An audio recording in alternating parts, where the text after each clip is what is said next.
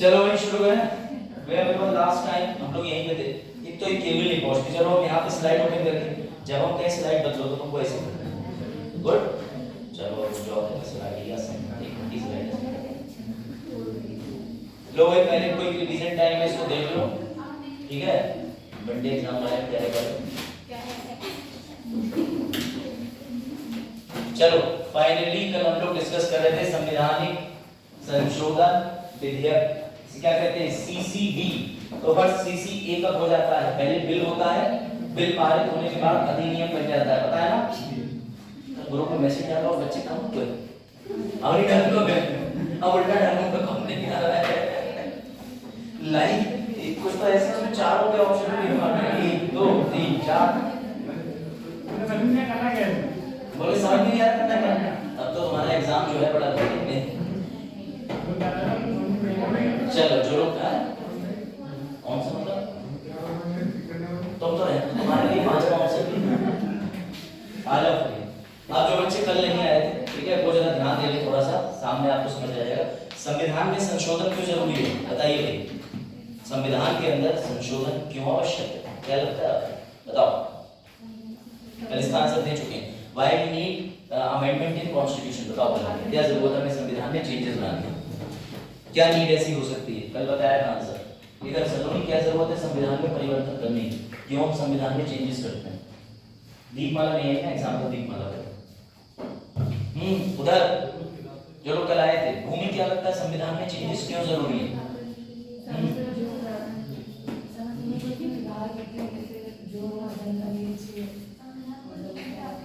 Accepted answer. हाँ इधर तुम लोग क्या कर रहे हो? यही यही बोल रहे थे जो हाँ जिस सरकार इतिहास को परिवर्तन आता है, उसी प्रकार संविधान में भी समय के साथ परिवर्तन आता है। शाबाश, थोड़ा प्यारी बात है।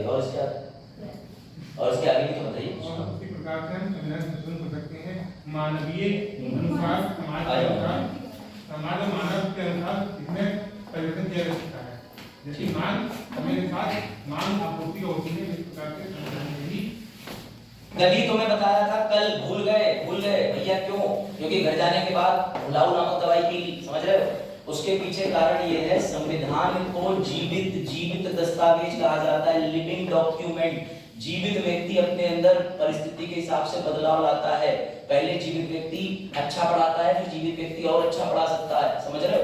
तो जब कोई भी व्यक्ति होता है वो जब बताने का था तो तुमने बताया नहीं, बताओ। हिस्ट्री नहीं चल रही हो तो पढ़ना अभी 1 घंटे बाद बैठ जाइए। हिस्ट्री नहीं है, बस इतना समझो कि हमारा संविधान जो है बेटा, उसे हम ऐसे मान के चलो। पहले टाइपराइटर चलते थे, अब दीपमाला आ गई। कल एग्जांपल दीपमाला के लिए बिल्कुल सही। अब क्या चलते हैं? बुलडोजर। कौन कह रहा है? शायद अच्छा सोनू कह रहा है। पहले टाइपराइटर चलते थे, अब कीबोर्ड चलते हैं। पहले तुम कागज के नोटों से सिर्फ लेन देन करते थे, अब कागज प्लस डिजिटल यूपीआई चला रहे हो। तो तुम्हें नहीं लगता आसपास की चीजें बदल रही हैं? जब आसपास की चीजें चेंज हो रही हैं तो संविधान एक ऐसी चीज है जो समय के हिसाब से परिवर्तित होगी, वरना फिर लोगों के लिए विधि बनाने में समस्या आएगी कि नहीं आएगी। बड़ा एग्जांपल दो, इच्छा मृत्यु संविधान में नहीं इच्छा मृत्यु लिखा है? हाँ नहीं लिखा है कहीं। उसका मतलब निकाला जाता है अनुच्छेद 21 से अनुच्छेद 19 की व्याख्या करके। क्योंकि आपको मैंने केस पढ़ाया था स्टार्टिंग में, कौन सा? Aruna Shanbaug, common cause of India वाला, जिसमें सुप्रीम कोर्ट ने फैसला लिया था कि हाँ पैसिव यूथेनेशिया दी जा सकती है। कोई व्यक्ति इच्छा मृत्यु जीवित वसीयत बना करके मर सकता है, समझ गए बात? मर सकता है का मतलब अगर वो मृत शैया डेथ बेड पे है और उसके बिहाफ पे वो पहली वसीयत बना गया कि कोई मेरे बिहाफ पे फैसला ले सकता है, तो उसे कहते हैं पैसिव यूथेनेशिया, यानी इच्छा मृत्यु। बात आई समझ में? सर हमने तो इच्छाधारी ही सुने थे, अब लोग इच्छा मृत्यु भी सुनिए। देखो संविधान में संशोधन पर किन चीजों में नहीं किया जा सकता, ये इंपॉर्टेंट है। पीछे 4 वाला को मल्टीप्लाई बाय 4 देखो, दिख रहा है तुम लोगों को? मोतियाबिंद तो नहीं है? मुझे नहीं है, मतलब इन लोगों को है क्या? चलो देखो, भारतीय संविधान में संशोधन। भारतीय संविधान में संशोधन का हिंदी अर्थ है बदलाव करना, अंग्रेजी अर्थ है अमेंडमेंट। क्यों जरूरी है? क्योंकि ये निरंतर बदलते रहने वाली प्रक्रिया है। आज तुम्हारे पास शिक्षा के बेहतर अवसर हैं, कल को सरकार को लगा मेरे पास इतने ज्यादा संसाधन हैं कि मैं पूर्ण रूप से शिक्षा फ्री कर दे रहा हूँ पूरे भारत में A to Z, यानी बच्चा प्री नर्सरी जाएगा और पोस्ट ग्रेजुएट की डिग्री लेके निकलेगा, तो सरकार को अनुच्छेद के अंदर परिवर्तन करना पड़ेगा कि नहीं? शिक्षा संबंधित कौन सा अनुच्छेद दिया हुआ है? सीधा क्वेश्चन MCQ वन लाइनर, बताओ। राइट टू एजुकेशन किस आर्टिकल के तहत दिया हुआ है? संशोधन करके डाला गया है, पढ़ाया गया है। 21 का या 21 का ए वो डाला गया है, उसे कहते हैं राइट टू एजुकेशन। तो अनुच्छेद 21 में शिक्षा का अधिकार क्यों जोड़ा गया? भैया यही कारण है, संविधान संशोधन क्योंकि आवश्यकता थी 6 से 14 वर्ष तक के बालकों की शिक्षा मुफ्त करनी थी। अगर आगे लगेगा 6 से 28 वर्ष तक के, 6 से 30 वर्ष तक के, तुम भी देखो 6 से 35 वर्ष तक के बालकों की, वृद्धों की शिक्षा फ्री करनी है, तो ये भी संभव हो सकती है। कोई डाउट? फिर मैंने तुम्हें एक चीज बताई थी, बाबा साहब ने कही थी, लेकिन उससे पहले लोग सॉल्व करो जरा फिर। हाँ चलिए, मैं ही बोल के आया था भैया, मेरी बात की जाना। भारतीय संविधान एक जीवित दस्तावेज है क्योंकि यह क्या कर सकते हैं, इसीलिए इसे प्यार से अंग्रेजी में क्या कहते हैं? जीवित दस्तावेज। सर इसका मतलब हमारे टूथपेस्ट में नमक है तो हमारे संविधान में आत्मा है? बेटा बाबा साहेब ने खुद ही कहा था कि संविधान का एक अनुच्छेद 32 जिसे हम आत्मा और हृदय कहते हैं, वो हमेशा कहते थे कि देश का संविधान वो होना चाहिए जो लोगों की जरूरतों को पूरा करे, और वो तभी पूरा कर सकता है जब संविधान लचीला हो। लचीला मतलब ऐसे पकड़ के इलास्टिक की तरह नहीं बेटा, उसका मतलब उसमें समय समय पर संशोधन किए जा सकते हो। इसे अंग्रेजी में फ्लेक्सिबिलिटी कहते हैं। बाजार क्या कहते हैं? तो बाजार फ्लेक्सिबल चीजों के अंदर बदलाव किए जा सकते हैं कि नहीं? बिल्कुल किए जा सकते हैं। एक लोहा है, कठोर है, उसे बदलाव करने में बहुत वक्त लगता है, लेकिन एक इलास्टिक है, उसको खींचो चेंज हो। वेरी गुड, बिल्कुल सही बात है तुमने आंसू। चलो देखो, तो सर ये जो आप जीवांत वाली परिभाषा लाए हैं, ये कहीं दूर नहीं गया था मैं, तुम्हारी कक्षा 7 की प्यारी पुस्तक जिसे तुम घर पे छोड़ रखा है तुमने कि नहीं छोड़ेंगे एग्जाम की रात तक, इसकी परिभाषा मैंने बना रखी, नहीं छोड़ेंगे एग्जाम की रात तक। ठीक है, सही है परिभाषा, NCERT है ना, क्रिएटिव काम तो मास्टर यही सब करता है। नहीं छोड़ेंगे एग्जाम की रात तक वाली किताब जो तुम छोड़ देते हो एग्जाम की रात तक, वही वाली किताब में कक्षा 7 में एक चैप्टर है नागरिक शास्त्र। नागरिक शास्त्र, इसी के अंदर समानता के लिए संघर्ष के नाम की एक स्टोरी है, उसमें तुम्हें ये पढ़ लोगे कि संविधान को बड़ा प्यार से NCERT में लिखा है कि भारतीय संविधान को एक जीवित दस्तावेज कहा है। और जब भी मेंस का आंसर लिखो, अगर तुमने नागरिक शास्त्र समानता के लिए संघर्ष कोट कर दिया तो जो एग्जामिनर है उसके आंसू आ जाएंगे कि अरे इस बच्चे को चैप्टर तक ही आता है, ये तो आइडियल मैच हो गया, बिना टिंडर पे अकाउंट बनाए। देखो समझो बात को, तो नागरिक शास्त्र क्या कहता है? भारतीय संविधान को एक जीवित दस्तावेज कहा है क्योंकि इसमें संशोधन या परिवर्तन, मतलब NCERT को पता है कि तुम्हारे लिए संशोधन शब्द जो है वो आ जाओ। सूरज दीक्षित, सूरज तिवारी, सूरज श्रीवास्तव पढ़ते हैं। कल एक सूरज दीक्षित का मैसेज आया था, वो हमसे पूछा था क्या आप पॉलिटी पढ़ाते हो? मैंने कहा तुम पढ़ाना चाहोगे? उसके बाद पता नहीं कि उनकी डीपी नहीं दिख रही। चलो तो मुझे लगा हमारे सूरज तो नहीं। देखो भाई सामने NCERT कितनी होशियार है, उसने लिखा है कि भारतीय संविधान को एक जीवित दस्तावेज कहते हैं क्योंकि इसमें संशोधन, बेटा कक्षा 7 का बच्चा संशोधन का मतलब नहीं जानता, परिवर्तन अपने आप लिख दिया है, या परिवर्तन किया जा सकता है। हमारा संविधान समाज, तुम लोग सोसाइटी की बदलती आवश्यकताओं, नीड के अनुरूप, ठीक है, के अनुसार संशोधन या बदलाव की आवश्यकता को स्वीकार करता है। दूसरी बात, संविधान की वास्तविक यानी अगर रियल बात करें तो उसकी जो कार्य प्रणाली है उसमें लचीलापन, वो लिखा है लचीलापन, खुद से मैंने नहीं बोला, लचीलापन रहा है। संविधान एक ऐसा उपकरण है जिसे समाज अपने लिए बनाता है। इस प्रकार राजनीतिक व्यवहार और न्यायिक निर्णय दोनों में संविधान को लागू करने में मैच्योरिटी होनी चाहिए और लचीलापन होना चाहिए। कक्षा 7 की डेफिनेशन ऑसम, यही भाषा मेंस में चाहिए। कक्षा 7 की NCERT देखो तो मैं कितना एडवांस कर रही हूँ, लेकिन उस समय हमारे टीचर कहते हैं पहली लाइन पे टिक मारो, नीचे की 4 लाइन के लास्ट ऑप्शन पे टिक मारो, ये आंसर घर से कर लाना। होमवर्क नहीं करके लाए तुम अभिषेक? नहीं मैडम, वो मम्मी ने कर दिया था। चलो ठीक है बेटा, किसी ने भी करा हो तो गया, चलता था ना। ये प्रक्रिया जो है वो बड़ा गलत थी, इस प्रक्रिया ने हमारे जैसे कई बालकों को खराब कर दिया। लोग ठीक है, जिसे पढ़ने का बहुत शौक है NCERT पढ़ो, स्टैंडर्ड बुक पे आओ, फिर MCQ लगाओ। पहले एनसीईआरटी, लक्ष्मीकांत, एमसीक्यू, यही स्टेप उल्टी भी तुम चला सकते हो। पहले एमसीक्यू लगाओ, स्टैंडर्ड बुक पढ़ो, एनसीईआरटी, फिर फेल हो जाओ, फिर उसके बाद 10 साल बाद अपने बच्चों को बताओ बेटा हम पढ़ाई करते थे।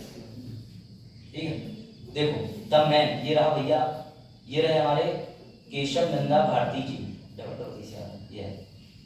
ये एक ऐसे व्यक्ति थे जिन्होंने संविधान में संशोधन होने की, परिवर्तन होने की कुछ सीमाएं सेट कर दी। कैसे? अब पता चला तुमने, अब तुम्हारे पापा जो है तुम्हें हर महीने 1000 रुपए दे रहे थे, तुम्हारा मूड स्विंग होना शुरू हो गया। कैसे?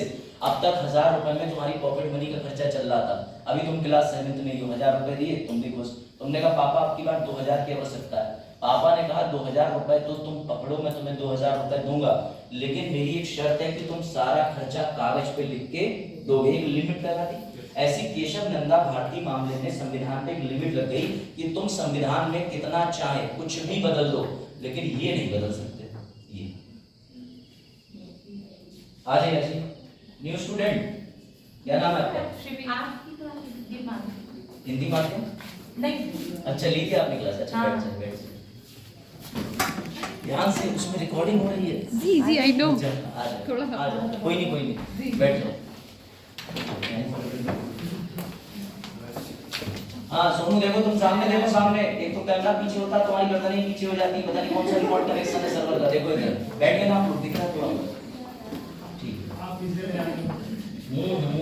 आप पीछे तो जा ही रहा है। आगे आगे थोड़ा, क्यों आगे मंच खुला हुआ है ना, क्या देखो सुनाओ। टुडे हम डील करें, आपका मीडियम इंग्लिश है हिंदी?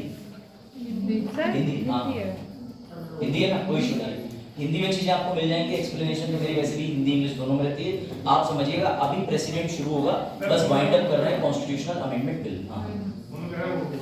सोनू की बात तो मत करो, वरना ये शादी में बड़ा दिखते हैं। देखो समझो नाउ, संवैधानिक संशोधन विधेयक के अंदर याद रखना, जब भी हमें संविधान में संशोधन करना है, लेकिन हम निम्न चीजों में बदलाव नहीं कर सकते। क्यों नहीं कर सकते? क्योंकि ये मूल ढांचा है। इसका एग्जांपल समझो, इसका एग्जांपल समझो। ये क्लास है, क्लास, ये चार दीवारी, इसका मूल ढांचा, इसे कहते हैं एडिफिस।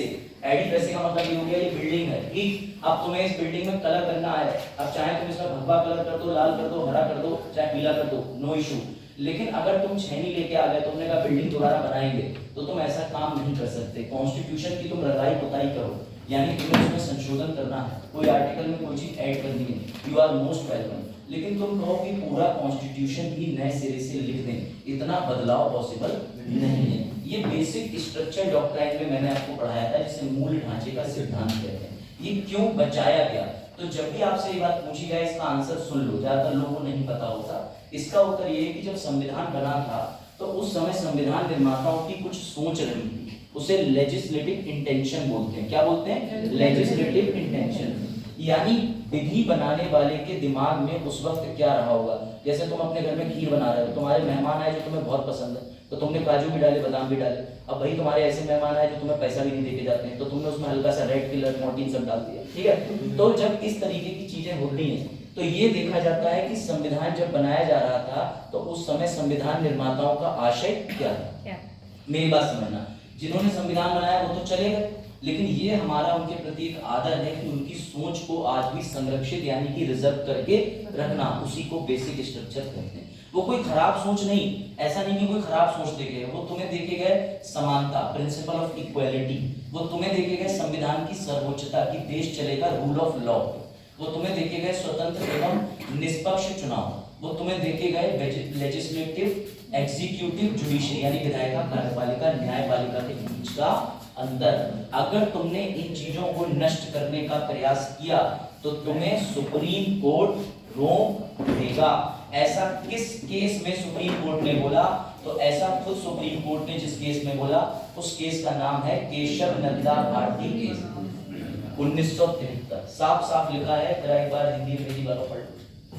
सर्वोच्च न्यायालय द्वारा दिए गए निर्णयों में से सबसे महत्वपूर्ण निर्णय में से एक माना जाता है, क्योंकि इसके माध्यम से भारतीय संविधान की मूल संरचना तय की गई थी, जिसे संसद द्वारा अनुमोदित नहीं किया गया था, ना ही किया जा सकता। कोई डाउट? इट इज व्हाट, अगर ये मेंस में आ जाए कि बेसिक स्ट्रक्चर डॉक्ट्राइन क्या है जो कि आना चाहिए, तो तुम्हें एक वन लाइनर तथ्य भी बता देता हूँ, क्योंकि तुम 28-29 को बहुत ही जरूरी एग्जाम देने जा रहे हो, पीईटी। ठीक है, देखो तो भैया उस एग्जाम में आ सकता है कि मूल संरचना किस देश में है या किस देश के संविधान से ली गई। तो याद रखना कि मूल संरचना जर्मनी के या जर्मनी से ली गई, जर्मनी के संविधान से। ये किताब में नहीं मिलेगा, इसके लिए थोड़ा फैक्ट गूगल कर लेना। अगर किताब में है तुम्हारे पास तो बहुत अच्छी बात है। सर एक क्वेश्चन है। हाँ, दो पूछो। सर विधायिका और न्यायपालिका में हमेशा टकराव होता है। बिल्कुल सही बात है। तो तुम्हें कोई न्यायपालिका को ऑर्डर देती है तो विधायिका को ऑर्डर देती है। ठीक है। तो विधायिका कार्य करती है तो न्यायिका को ऑर्डर देती है। इन दोनों में तो आपने उत्तर ही दे दिया प्रश्न का। आप तो खुद ही कह रहे हो कि कार्यपालिका एग्जीक्यूटिव और judiciary always in tussle fight में रहते हैं। मैं इस बात को एग्री करता हूँ। और भी छोड़ो, इसमें सीधे इंदिरा गांधी जी और सुप्रीम कोर्ट आमने सामने आ गए थे, तभी तो केशव नंदा भारती जजमेंट आया। ये उनकी टसल का ही नतीजा है। दिल्ली सर्विसेज बिल है, सब है, उसमें चर्चा करेंगे कि आप इस पर अभी इस पर संविधान संशोधन जो आप कह रहे हो वो प्रिंसिपल 1773 से 1947 में कवर किए कई बार। अब इस पर देखो, नहीं न्यायपालिका में भी संशोधन नहीं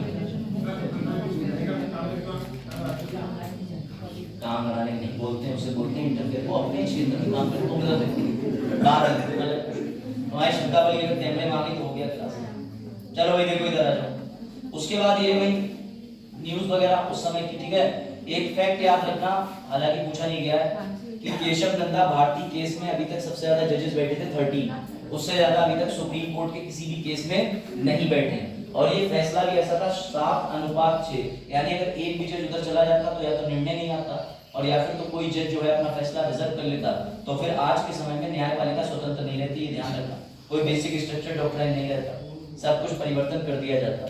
अब ये डायरेक्टली क्वेश्चन पे आ जाओ जो कल मैंने तुम्हें बताए थे, एक बार रिवीजन कर लेते हैं। संवैधानिक बिल 4 प्रकार के होते हैं: धन विधेयक, साधारण विधेयक, वित्तीय विधेयक श्रेणी 1, श्रेणी 2 और अंत में संविधान संशोधन विधेयक। इंग्लिश वाला मनी बिल, ठीक है, और उसके अलावा ऑर्डिनरी बिल, इसके अलावा finance bill type 2, type 1, last one is constitution amendment bill. उसकी हम आज बात कर रहे हैं। तो क्या संविधान में संशोधन करने के लिए आपको जो बिल पारित करना है, क्या उसमें आपको पूर्व अनुमति चाहिए? कभी नहीं चाहिए, कभी नहीं चाहिए। यानी राष्ट्रपति से आप पहले पूछें, ऐसा बिल्कुल अनिवार्य नहीं है। क्या इसको लोकसभा राज्यसभा दोनों में अनिवार्य रूप से करना है? यस, हाँ, आप दोनों में से कोई भी सदन नहीं त्याग सकते। राज्यसभा में पारित होना अनिवार्य है। तो सर आपने ये लिखा क्यों? क्योंकि धन विधेयक राज्यसभा में जाता जरूर है, लेकिन अगर वो पारित नहीं भी करते हैं तो 14 दिन में ये मान लिया जाता है कि हाँ भैया धन विधेयक पारित हो गया। अगले पे आइए, अगला है डेडलॉक, गतिरोध। यानी कि जब बिल लोकसभा या राज्यसभा दोनों में से कोई एक सदन रोक लेता है और ना तो उसको आगे बढ़ाता है ना वापस करता है, उसे कहते हैं गतिरोध की स्थिति, डेडलॉक।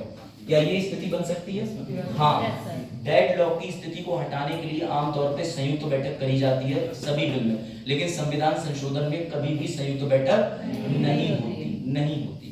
क्यों नहीं होती? क्योंकि इसमें राज्यसभा बेचारा जो है वो डाउन हो जाता है। मैंने बताया था, लोकसभा हावी हो जाता है, उसकी सीटें जाती है। इसमें वीटो प्रयोग हो सकता है? वीटो नहीं। 24वां संविधान संशोधन से पहले वीटो प्रयोग करते थे राष्ट्रपति, हाँ, बाद में नहीं। तो ये कुछ प्रश्न याद रखना। अब आपके लिए रूल था, मैंने कल बताया था कि यह एकमात्र ऐसा बिल या एकमात्र ऐसा विधेयक है जिसे आप कह सकते हो कि जिसमें वर्तमान में कार्यपालिका की कोई भूमिका नहीं है। यानी राष्ट्रपति की ना तो अनुमति चाहिए, और राष्ट्रपति को पहले उनकी अनुमति के बाद साइन वो करते थे, लेकिन हमने 24वें संविधान संशोधन से उनकी वो भी शक्ति खत्म कर दी। हालांकि अरुण ने कल सही बात कही कि सर ये गलत नहीं लगता आपको कि 1971 में वो शक्ति छीन लेना, तो ये गलत तो है, लेकिन वही है, आज तक नेताओं ने इसको वापस नहीं रिवर्ट करा, ये प्रिंसिपल चल रहा है। यानी इस बिल को पास करने में लोकसभा राज्यसभा अपने आप को ज्यादा सुप्रीम दिखाती है, राष्ट्रपति जी का भी कोई रोल नहीं। इसके पीछे ये भी कारण है कि ये प्योरली लेजिस्लेटिव फंक्शन बना दिया गया। सर एक क्वेश्चन और, हाँ पूछो भैया। जैसे कि कोई बिल पास होता है तो राष्ट्रपति की अनुमति दी, बिल्कुल सही। तो राष्ट्रपति साइन कर राष्ट्रपति ने साइन किया उस समय, देखो हमेशा याद रखना कि राष्ट्रपति के साइन करने के पीछे होता है जिस पार्टी से राष्ट्रपति बिलोंग करता, नहीं समझे? अगर राष्ट्रपति उस पार्टी का है और उस पार्टी के अंदर लीडर कोई और बना बैठा है जो राष्ट्रपति के पद तक पहुंचाने में बहुत बड़ी भूमिका निभाता है, मैं तुम्हें भी एक फोटो दिखाऊंगा आगे, तुम्हें बड़ा मजा आएगा। तुम्हें ये पता है इस बार ऑनरेबल राष्ट्रपति द्रौपदी मुर्मू जी के लिए सबसे पहला प्रस्ताव किसने दिया था? उनका नाम किसने सबसे आगे बढ़ाया था? बढ़ाया था देश के प्राइम मिनिस्टर ने, बढ़ाया था नहीं बढ़ाया था? तो समझ जाओ कि राष्ट्रपति तक भी पहुंच होती है, प्रयास होता है कि पॉलिटिकल पार्टी की आइडियोलॉजी से उन्हें कंट्रोल किया जाए। अब आप खुद बताओ कि जब आपातकाल लगा था तो इंदिरा गांधी जी ने फोन पे कहा था कि फखरुद्दीन अली साहब आप बस अभी इमरजेंसी रात में घोषित कर दीजिए, मैं सुबह आपको लिखित में दिखा दूंगी। दिखाया कभी? कभी नहीं दिखाया। उन्हें मानना ही नहीं चाहिए था, वो मान गए क्योंकि मैडम का इन्फ्लुएंस था। उस समय मैडम महान थी। बात समझो, समझ गए? अब आपके घर में किसी की बहुत चलती हो, वो आपसे कहते बजाज तुम तो बीटेक कर लो, तुम जा रहे थे बीए करने, अब तुम्हारे पापा भी तुम बीटेक कराने के लगते, चलता है। समझो, गेम ऑफ पॉलिटिक्स। बीटेक खराब हुआ, आलोक बेचारा, देखो आलोक नहीं बोला, अच्छा चरण है, चरण का कुछ नहीं। लो बताओ, कर्नाटका पुलिस कांस्टेबल भर्ती वालों देखो सर, यहाँ तो यूपीएससी का बैच चल रहा है, लेकिन हाँ कुछ बल्लाइकर एग्जाम के क्वेश्चन बताने पड़ते हैं क्योंकि कुछ बालक सभी एग्जाम दे रहे हैं। तो देखो सभी एग्जाम, हद तो तब हो गई जब पिछले बैच के एक लड़के ने मुझे फोन करके कहा सर एमबीबीएस का एंट्रेंस डाल दूं। मैंने कहा तेरी उम्र निकल गई है, देने भी चाहिए, देने भी चाहिए। चरण कोई बात नहीं, देखो तुम देखो, अलग एग्जाम अलग लेवल। तुम्हें बस का लाइसेंस चाहिए तो तुम बस के लिए ट्रेनिंग लोगे, बाइक का चाहिए बाइक के लिए। अब तुमने बाइक का क्लच पेडल एक्सीलेटर देख लिया, अब तुम चढ़ गए एक दिन बस में, ड्राइवर से बोले हटो, तो भैया तुम्हारे ऊपर जितने भी सवारी उसमें बैठी सबको खंती में ले जाओगे, तुम लौट दोगे ललोनी खेड़ा के पास। इसीलिए कहते हैं कि यूपीएससी की वास्ट प्रिपरेशन है और मोटरसाइकिल की प्रिपरेशन तुम्हारे बाकी एग्जाम में। कभी दिमाग लगाओ, कांस्टेबल को ये सवाल क्यों डाले जा रहे हैं? क्योंकि कांस्टेबल को ऑर्डर दिया जाता है जाओ जाकर के डंडा चला दो, वो कहेगा मुझे नहीं पता भैया मेरे बॉस ने बोला है। बॉस कौन है? आईएएस हो गया, आईपीएस हो गया, वो सोचेगा यार डंडा चलाने का प्रभाव क्या होगा, भीड़ में चोट आ सकती नहीं आ सकती। मैं तुम्हें पॉलिसी मेकर बना रहा हूँ और तुम बनना चाह रहे हो, हटो यहाँ से, भाग के जाने डंडा नहीं। समझे? This is the difference, exam के लेवल का डिफरेंस है। इसीलिए जो तुम्हें नीचे के एग्जाम दिखाता रहेगा वो तुम्हें और नीचे ले जाएगा। मैं कहता हूँ आईएएस की तैयारी करो, कम से कम तुम्हारी मेंटेलिटी ये तो हो जाएगी कि नीचे के एग्जाम में क्वालिफाई हो जाए। इसलिए लोअर लेवल का एग्जाम कहते हैं। हाँ देखो, पीसीएस लोअर भी होता है, पीसीएस अपर भी होता है, ठीक है, पैट लोअर भी होता है, पैट लोअर ही। चलो भाई इसका उत्तर दो जरा। संविधान में संशोधन करने के लिए कौन सा अनुच्छेद जिम्मेदार है? Which article? तो जिसे नहीं दिख रहा है इसको याद रखना, ये लो 368। पता चले कि संविधान संशोधन विधेयक हो जाए, आएगा लो तुम्हारे लिए। मतलब अगर यहाँ कंसेप्ट भी समझ लिया तो यूपीएससी के साथ वनडे एग्जाम में भी काम करता हूँ। कौन बोला था? लो ये भी इसी बात पे सॉल्व कर लो सर। मतलब ये सफेद काला कर रहे हैं बेटा, एडवोकेट के फेवरेट कलर यही होते हैं। तुम्हारे फेवरेट कलर होली पे होते हैं गुलाल वाले, हमारे यही होते हैं। बताओ इसका उत्तर। नए बच्चों प्रयास करो, क्या है इसका उत्तर? Good sir. मतलब ये प्रूफ भी दे देते हैं कहाँ लिखा है, तो भैया इससे पहले वाला क्वेश्चन और इसके बीच बड़ा गहरा संबंध है। तो संबंध ये रहा, पूछो सर। इसमें थोड़ा सा वो लगता है कहाँ पे संशय क्वेश्चन में। हाँ देखो, तो संसद में हम तीनों को लेते हैं ना, संसद देखो, और राष्ट्रपति बाध्य है, तो फिर हम संसद क्यों कह रहे हैं? आप समझे नहीं। ये लिखा है भारतीय संविधान में संशोधन करने की शक्ति सिर्फ किसके पास बची? मैंने भी रूल बताया था, रूल कौन सा रूल था? मैं वही बात कर रहा हूँ, लेकिन राष्ट्रपति बाध्य है तो राष्ट्रपति की भूमिका रही नहीं गई उसमें। हम लोग इस पर चर्चा कर चुके हैं कि ये गलत भी है सही भी है, लेकिन सरकारों ने इसको नहीं बदला। इसमें सरकार की वो एक दूसरे की सपोर्ट में है ना, देखा तुमने आज ही आपके प्रभाव में।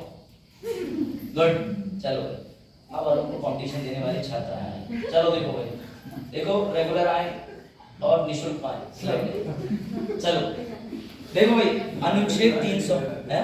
हाँ देखो, सबसे बड़ी बात यह है सर, अभी जो दोनों क्वेश्चन बताए वो ग्रुप डी के थे, लेकिन यूपीएससी में कैसे काम आएंगे? ऐसे संशोधन करने के लिए कौन सा अनुच्छेद जिम्मेदार है? 368। कौन संविधान में संशोधन करेगा? ये लिखा है संसद। 368 के अंदर पावर दी है। ये नीचे वाले जितनी क्लॉज हैं चिंता मत करना, ये भी कवर करेंगे। बस इसमें तुम्हें एक चीज याद रखनी है, ये तीसरा वाला, इसमें लिखा है अनुच्छेद 13 में कुछ भी इस अनुच्छेद के तहत किए गए किसी भी संशोधन पर लागू नहीं होगा।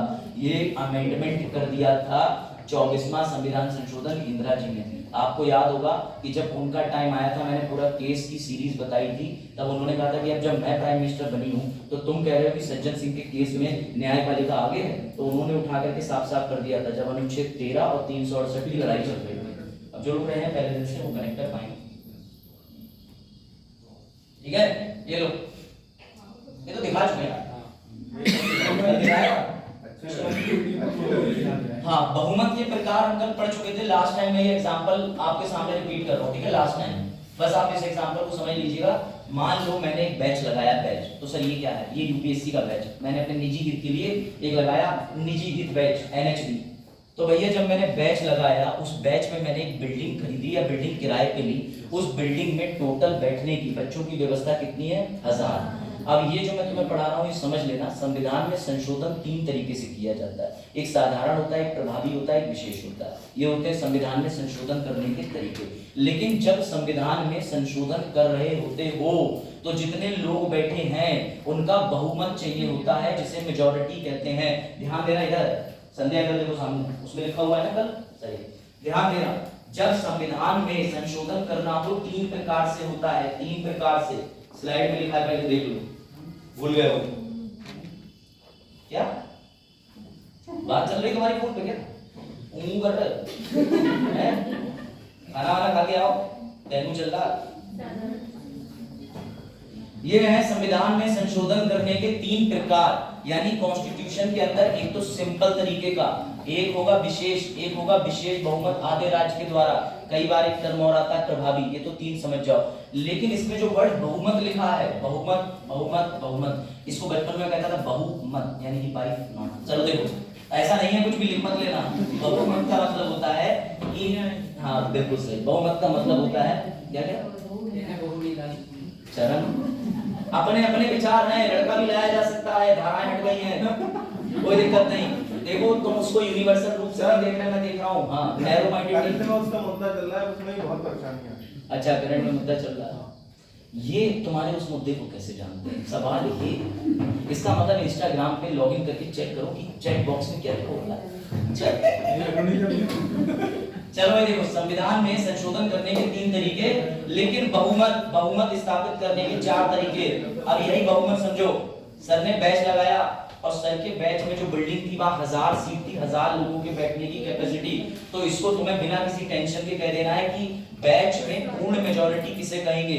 जब 1000 लोग की टोटल संख्या होगी, 1000 लोग की टोटल संख्या भूरी देखो, इसे कहते हैं पूर्ण बहुमत। क्या कहते हैं? पूर्ण बहुमत। अब मैंने सोनू के साथ मिलकर बहुत विज्ञापन करा, सब कुछ करा, एडवर्टीजमेंट करा, लेकिन तब भी 100 सीटें खाली रह गई। भर कितनी पाई? 900, यानी 1000 में से 100 सीटें नहीं भरी, वो बिल्कुल खाली रह गई। ये जो 900 सीटें हैं, इसको प्यार से बोलते हैं प्रभावी। प्रभावी ये लिखा हुआ है, इफेक्टिव मेजॉरिटी, इफेक्टिव मेजॉरिटी। अब कई बार ऐसा होता है, जैसे आज भी 2-3 बच्चे नए आ गए, अब कल 2-3 नए बच्चे और आ जाएंगे, और उसके बाद 2-3 पुराने बच्चे चले जाएंगे। यानी कहने का मतलब ये है कि बैच में रोज जो संख्या है उसमें फेरबदल होता रहता है। बिल्कुल सही। अब 900 बच्चे एनरोल्ड हैं, पूरे अभ्युदय में 300 बच्चे एनरोल्ड हैं, लेकिन 50-60 बच्चे आ रहे हैं, कभी 50 आते हैं, कभी 55 आते हैं। बस इसी चीज को, मेरे बैच में सीटें 1000 थी, 900 ने एडमिशन लिया, अब उस 900 में से भी 700 आ रहे हैं, कभी 600 आ रहे हैं। इसे बोलते हैं साधारण बहुमत, यानी जो आज बैठे हैं वही साधारण रूप से बहुमत बनाता है। कोई डाउट? कोई डाउट? इधर कोई डाउट? समझ आया चरण? सूरज क्लियर हुआ? इस एग्जांपल से ज्यादा सही तो मुझे लगता नहीं और कोई तरीका। गुड। अब सर ये जो स्पेशल मेजॉरिटी है, ये विशेष वाली, इसका क्या हुआ ये बताता हूँ। उससे पहले लो ये एग्जांपल, अगर तुम्हें समझ आ गया तो तुम इसे शॉर्ट में ऐसे लिख सकते हो। सर ने कोचिंग शुरू करी, बैच लगाया घर पे, मतलब अब वहां पे बैच लगाया उसमें बिल्डिंग में, ठीक है। आ लो, बड़े मुस्कुराए घर, बैच लगा रहे हैं आप लोग? मैं तो लगाता ही नहीं, मैंने सारे बैच लगा रखे। मैं बीटेक सिविल पढ़ा रहा हूँ, आईएएस देखो इधर सामने, बोले आईएएस में मन नहीं कर रहा, आईएएस पढ़ा रहा है। आईएएस, हाँ, वो तैयार है उसके लिए भी। सिलाई कढ़ाई केंद्र चला रहा हूँ मैं, आ जाओ बैठ के, समझ रहे हो? अपनी जितनी पैंट शर्ट है पड़ोसी की, ये सब ले आओ। देखो ये दूसरा करेगा। सबसे पहले सर ने कोचिंग शुरू करी, सर ने बैच लगाया, उसमें 1000 बच्चों के लिए सीट थी, यानी लोकसभा में टोटल सीट है 550। इसको ऐसे कोरिलेट कर जाओ, हमने बहुत ज्यादा इलेक्शन कराया, वोटिंग कराया, सब कुछ कराया, लेकिन कई बार ऐसा होता है एक नेता ही दो जगह से खड़े हो जाते हैं, बाद में वो एक जगह की सीट छोड़ देते हैं। या कई बार ऐसा भी होता है कि कोई विधानसभा का सदस्य भी है, विधान परिषद का सदस्य भी है, लोकसभा का सदस्य भी है, राज्यसभा का है, तो उसके सामने होता है कि तुम किसी एक हाउस की मेंबरशिप रख सकते हो। जब ऐसी सिचुएशन होती है तो वो सीट उसे छोड़नी पड़ती है, यानी 1000 में से 100 सीटें बेकार हो गई। अब 100 बच्चे आने ही नहीं है, खाली की खाली है। यानी अगर लोकसभा का एग्जांपल लो, 550 टोटल, 5 खाली रह गई, 545 इफेक्टिव मेजॉरिटी, यानी प्रभावी बहुमत, प्रभावी बहुमत। अब जिस दिन एक्चुअली लोकसभा में मैंने सबको बुलाया कि आज बजट सत्र है, आ जाओ, उस दिन सबके सब एब्सेंट हो गए। मतलब वो सदस्य तो हैं, लेकिन कोई शादी में चला गया, कोई ब्याह में चला गया, कोई वाइफ के साथ डिवोर्स में चला गया, कोई किसी वाइफ की दूसरी शादी में चला गया। तो जब इस तरीके की चीजें होती हैं तो जितने लोग उस दिन मौजूदा होंगे उसे बोलते हैं साधारण बहुमत। अगर ये चार्ट तुम्हें समझ में आ गया तो आई कैन बेट तुम कभी भी मेजॉरिटी नहीं भूलोगे, है ना? लिखा है चार्ट। वैसे स्लाइड भी शेयर हुई है, कल भी हो गई थी ना स्लाइड बजट को। धर्मेंद्र नहीं आया, धर्मेंद्र खाली स्लाइड मांग रहे हैं, भाई घर पे पढ़ ले रहे हैं। धर्मेंद्र कह रहे हैं सर को कंबाइन करके दे दो। कौन सा पेपर चल रहा है? तो बड़ा तो पूरा पेपर चल रहा है, तुम भी दे लो उनके पेपर। चलो देखो, पढ़ाई के नाम पे कोई रियायत नहीं, पेपर चल रहा है। देखो इधर ये लो, सीट कितनी है लोकसभा 550, और भैया भरी कितनी 545। अब जिस दिन 545 का कोई भी सत्र लगेगा उस दिन हो सकता है 200 ही आ जाए, 540 ही आ जाए, 520 ही आ जाए। तो टोटल सीट पूर्ण इफेक्टिव प्रभावी जितनी खाली रहने के बाद माइनस करके बची, अब इस 545 में से जितने लोग जिस दिन आ गए वो साधारण बहुमत बनाएंगे। सर आपने क्यों बताया? क्योंकि जगह जगह पे लिखा हुआ होता है कि इस जगह पे चुनाव होना है, ये बिल पारित होगा साधारण से, ये बिल पारित होगा प्रभावी से। तो अब तुम्हें प्रभावी, साधारण, पूर्ण का मतलब समझ आना चाहिए। बढ़े आगे, इसमें अगर बहुत डिटेल चर्चा हो गई थी आज भी। लो भाई, इफेक्टिव वाले का प्रयोग कहाँ का ये बता दिया था, तो मैं आगे बढ़ रहा हूँ।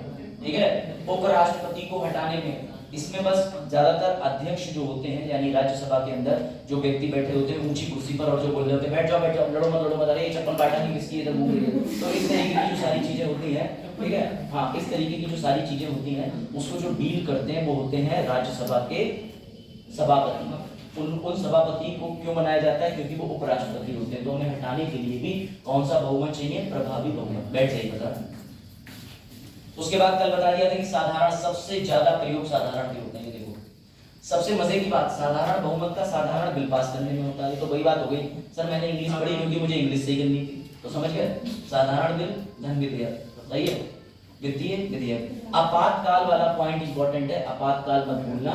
इमरजेंसी सुनने में तुम्हें टेक्निकल लगेगा कि इसमें सिंपल मेजॉरिटी चाहिए, लेकिन हाँ, इमरजेंसी में भी आपको सिर्फ साधारण बहुमत चाहिए। प्रभावी वाला कब चाहिए था? राज्यसभा के उपराष्ट्रपति जो कि सभापति होते हैं उन्हें हटाने के लिए। ये एक्स्ट्रा और अच्छा फैक्ट है। निंदा प्रस्ताव, धन्यवाद प्रस्ताव, जितने भी ज्यादातर प्रपोजल्स होते हैं, मोशंस होते हैं, प्रस्ताव होते हैं, उनका साधारण बहुमत से काम चल जाता है। सो मत, छुट्टी मारोगे तो नींद आई, एड्रेस बोलिए नहीं पता नहीं चलेगा। सर को सब पता चल जाएगा, स्पीड पीछे वाला। चलो देखो स्पेशल मेजॉरिटी, आओ पहले इधर ये देखो निधि, ध्यान से निधि, हंसो मत। तो ये हंसने के पीछे बहुत गहरे राज है। हमारे घर में 200 रुपए हर बार पार हो जाते हैं। छोटी वाली सबसे सिस्टर है, उससे कहती मम्मी 200 दिए थे कितने बचे, वो हंस देती है। यही फॉर्मूला मैंने अपनाया।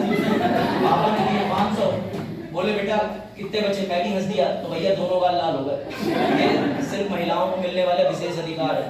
तो भैया ये हंसी मत करा करो, छोटी बहन की याद आ जाती है। 200 रुपए में 2 रुपए बहुत ज्यादा। देखो इधर पूर्ण बहुमत। सर पूर्ण बहुमत सबसे मजेदार है। क्यों? पूर्ण बहुमत का कहीं प्रयोग ही नहीं हो रहा, सिर्फ एक ही चीज में हो रहा है। जिस दिन चुनाव तुम्हारा खत्म हुआ, अभी 18वीं लोकसभा का चुनाव होगा, कब होगा? 2024 में, जिसकी वजह से तुम गीत गाते घूम रहे हो, वैकेंसी आ गई, चुनाव होने वाला, ठीक है, कर रहे हो ना? तो तुम्हें पता होना चाहिए केंद्र का चुनाव, पूरे भारत का चुनाव।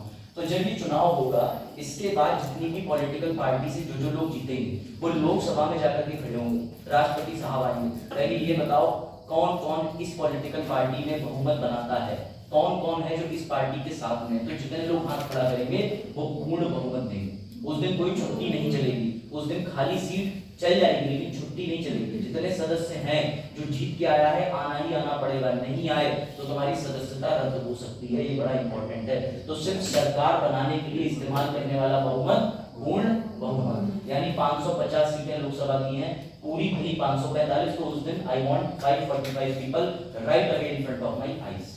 हम समझ गए? कोई दिक्कत? बड़े आगे? हाँ, क्या हुआ? नोट कर रहे हो? सूरज तुम ग्रुप में नहीं हो? स्लाइड है ये तो मैं शेयर कर देता हूँ। ग्रुप में तो अभी स्लाइड नहीं मिलती, कल तुम्हें मिला होगा बजट और ऐसे करके उसमें चाय वाय वाला इमोजी वो सब डाल के। चलो मिला था सब कुछ मिल गया तुम्हें। जो स्लाइड शेयर नहीं करी वो भी मिल गई, अदृश्य हो रहे थे। लो अब आ जाओ विशेष बहुमत देख लो। तो ध्यान रखना, अब इतनी देर में सुनो, मोतियाबिंद का चश्मा लग गया होगा मुझे पता है, इतनी देर में भूल गए होगे सर ये विशेष बहुमत कहां से ले आए। ले भैया ले, एक्सक्लूसिव देखो तुम्हारे लिए फिर से जी। हमने इसमें 3 समझे थे, चौथा बाकी रह गया था।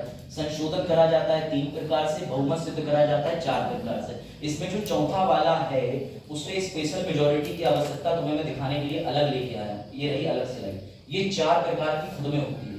इसका प्रयोग इन 4 परिस्थितियों में करा जाता है।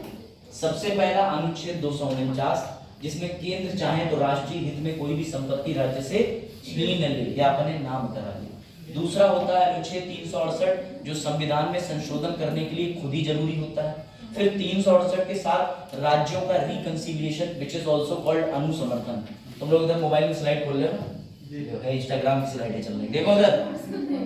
नहीं इंस्टाग्राम नहीं, वो तो झूठ बोल रहे हैं। देखो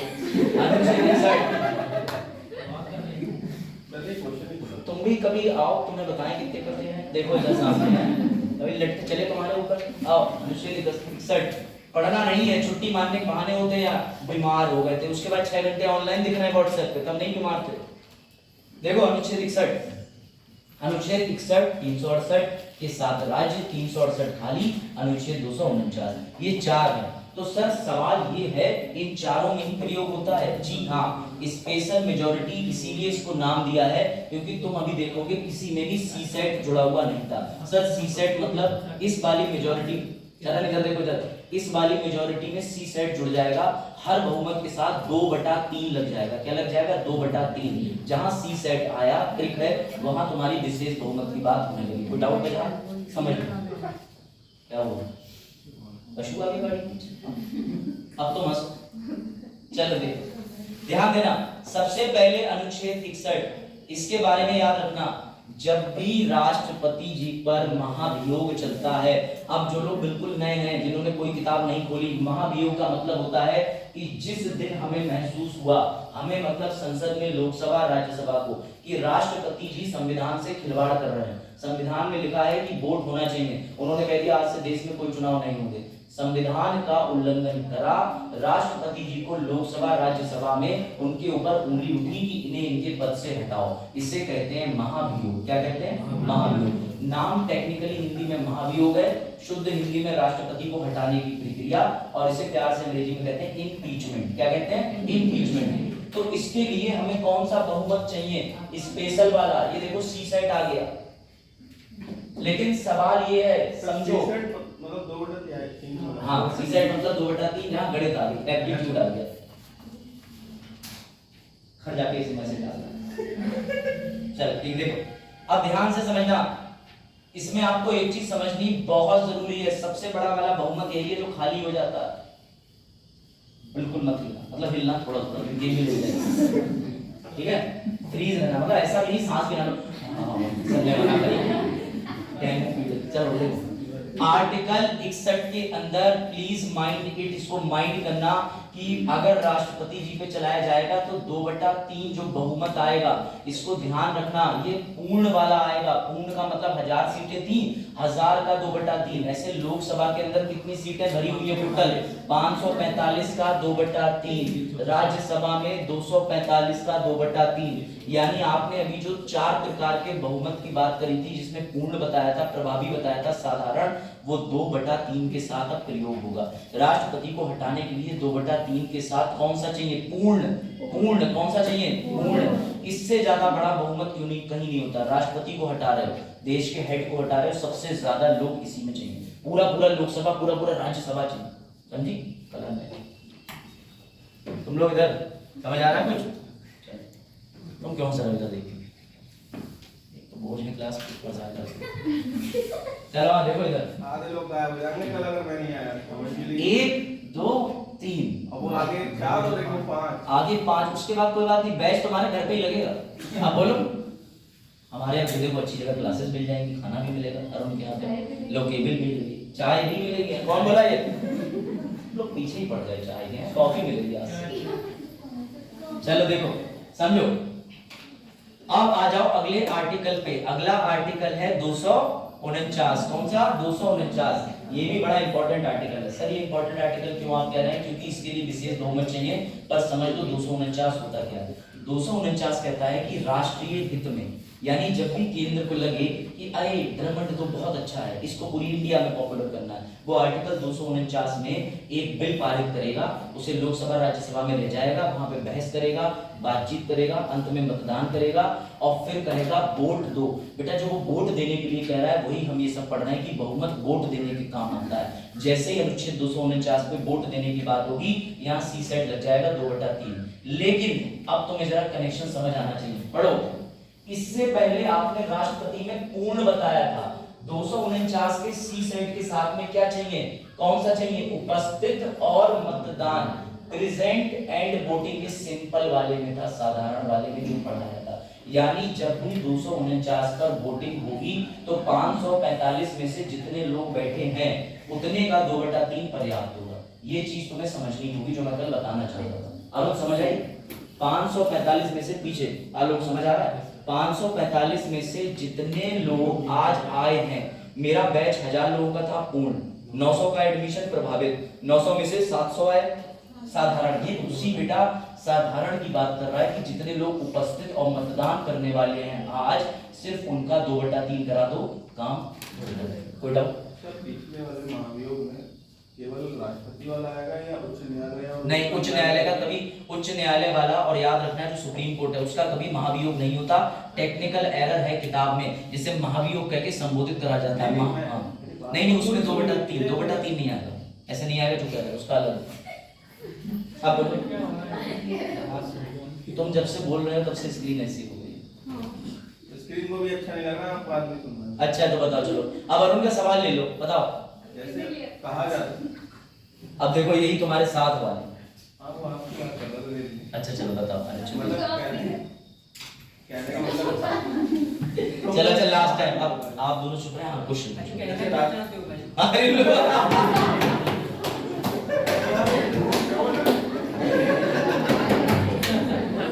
सूरज बहुत लाइक एपिक। चलो अच्छा अब पूछ लो, अब रुकेगा, मैं सर लिख के भेज दूंगा।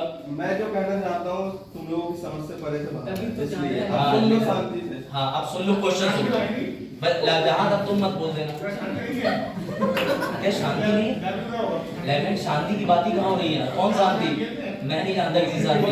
हाँ चलो जैसे राष्ट्रपति को महाभियोग बजा। हाँ उच्च न्यायालय के जो न्यायाधीश होते हैं या उच्चतम न्यायालय के न्यायाधीश होते हैं, उनको हटाने की प्रक्रिया भी इसी तरह से होती है, लेकिन उसको महाभियोग नहीं बोला जाता। हाँ बिल्कुल सही। लेकिन तो उसको हटाने के लिए प्रभावी बहुमत चाहिए होता है या ये वाला बहुमत चाहिए होता है? ये वाला बहुमत नहीं, उसके लिए प्रभावी अलग बहुमत चाहिए होता है। प्रभावी प्लस मतलब प्रभावी प्लस 2/3 उपस्थित, प्रभावी 2/3। सही सवाल पूछ रहे हो, ठीक है? प्रभावी प्लस 2/3। और वो जब अभी हम सुप्रीम कोर्ट के जजेस पढ़ेंगे तो याद होगा लास्ट टाइम वजाहत ने जाके समझाया था, पूरी प्रक्रिया थी कि जजों को हटाया, बिल पारित करा, अंत में जाके शक्ति की जुडिशियल रिव्यू भी सुप्रीम कोर्ट के पास ही होती। वजाहत को याद आ रहा होगा उस वाली क्लास में। चलो वो हम पढ़ेंगे, उसकी चिंता मत करो। तो आपने बाइक में समझाया होगा।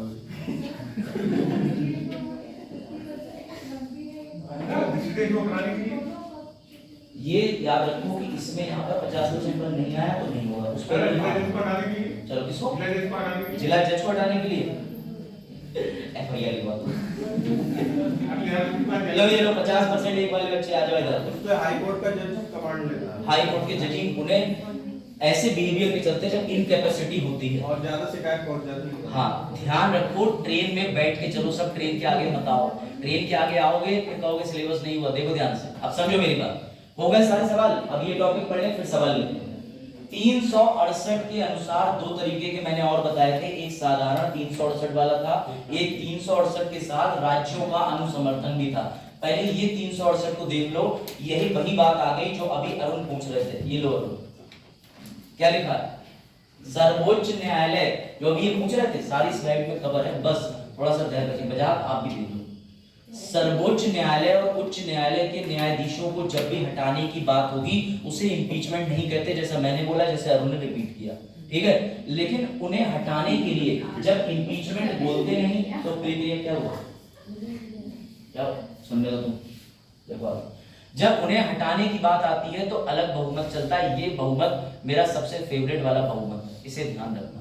क्यों? क्योंकि इसके अंदर आपको पहले ये चीज देखो, इसमें सी सेट है कि नहीं है, 2/3 तो रहेगा ही रहेगा। लेकिन हाँ, लेकिन इसके साथ में एक कंडीशन है कि 2/3 या फिर 50% पूर्ण बहुमत के दोनों का आकलन किया जाता है। मैं समझा दे रहा हूं कैसे, बताओ उत्तर देंगे बजा याद रखें, चलो याद रखें। जैसे मान लो अगर ये वाला बहुमत पारित करना है तो याद रखना कि 600 लोग उस दिन मान के चलो कि आए हैं, इसे मैं लिख दे रहा हूं प्रेजेंट एंड वोटिंग, ठीक है, और इसको लिख दे रहा हूं साधारण। उसके बाद ये आ जाओ, इसके बाद है पूर्ण। पूर्ण का मतलब ये हुआ 1000 ले लेते हैं। अब इसको तुम ऐसे कैटेगराइज कर सकते हो कि लोकसभा के अंदर कितनी सीटें हैं, 550, लेकिन तुम्हारे पास भरी कितनी हुई है वो प्रभावी हो जाता है, ये भी ध्यान रखना। 600 का मतलब उस दिन जितने लोग आए हैं। अब अगर हम बात करें तो 2/3 इसका निकालोगे कितना आएगा, यही आएगा ना। अब इसका कितना आएगा, अगर 1000 का निकालोगे पूर्ण का 50% तो कितना आएगा 500। अब ये जो शिवी पूछ रही है वो ये कि इसका 501 आया आंसर, इसका 400। मैं दोबारा समझा दे रहा हूं, थोड़ा टेक्निकल है, फिर समझ लेना।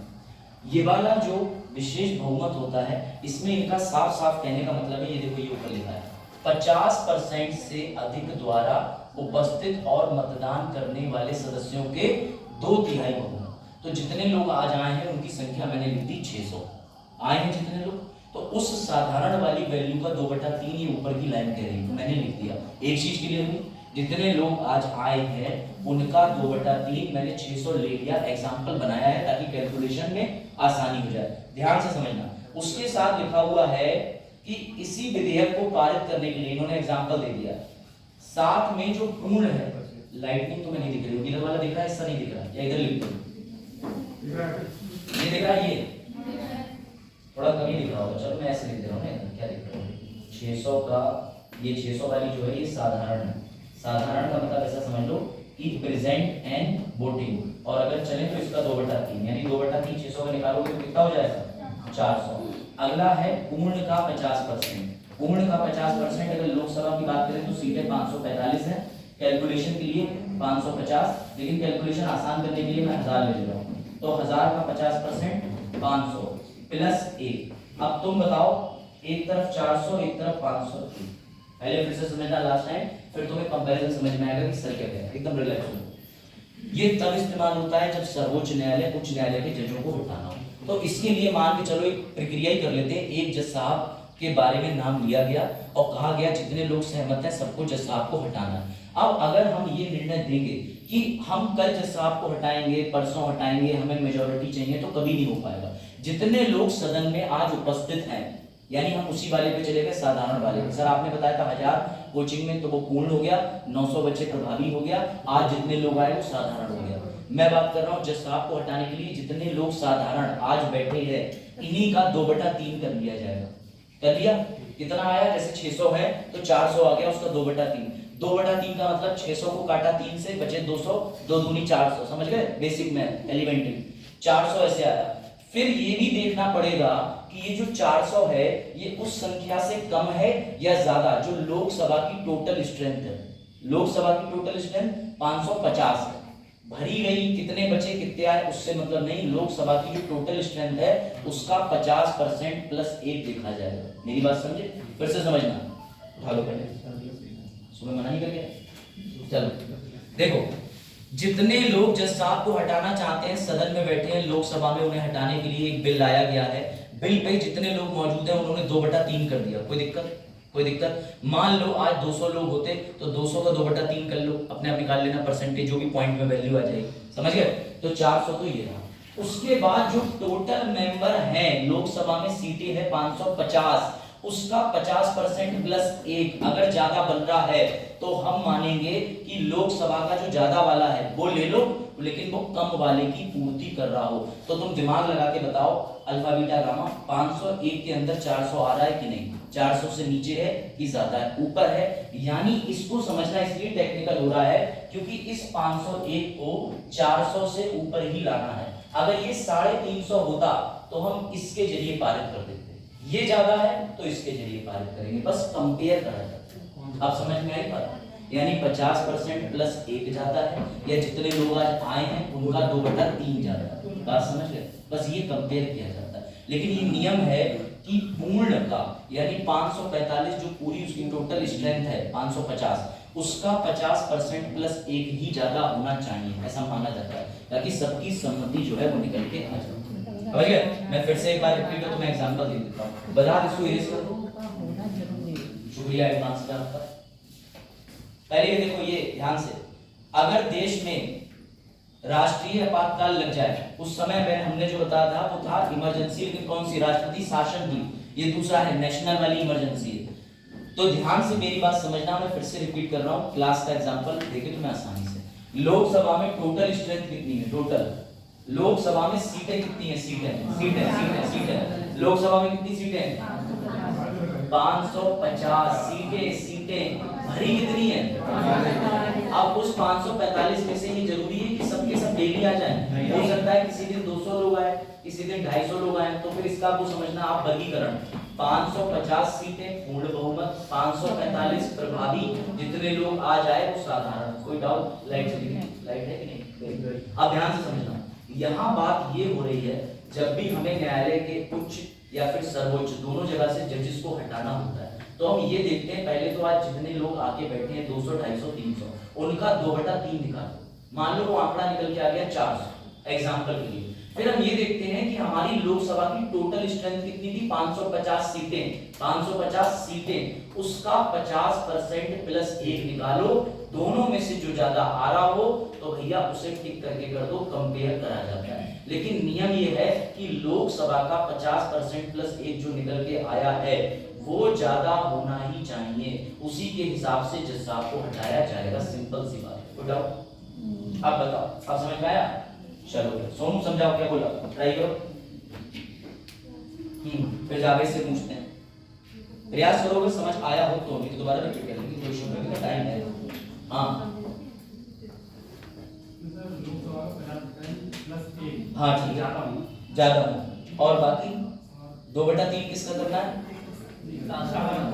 उपस्थित हो, मौजूद हो, जिसे कहते हैं हाँ, जो इस टाइम प्रेजेंट हो। दोनों को कंपेयर करते हैं। लोकसभा की टोटल सीट का 50% प्लस 1 वाला ज्यादा होना चाहिए, क्योंकि इसमें ज्यादा लोग चाहिए ना। तुम जज को हटा रहे हो, जज को हटाने के लिए तुम प्रेजेंट एंड वोटिंग में कर लोगे तो कैसे काम करोगे?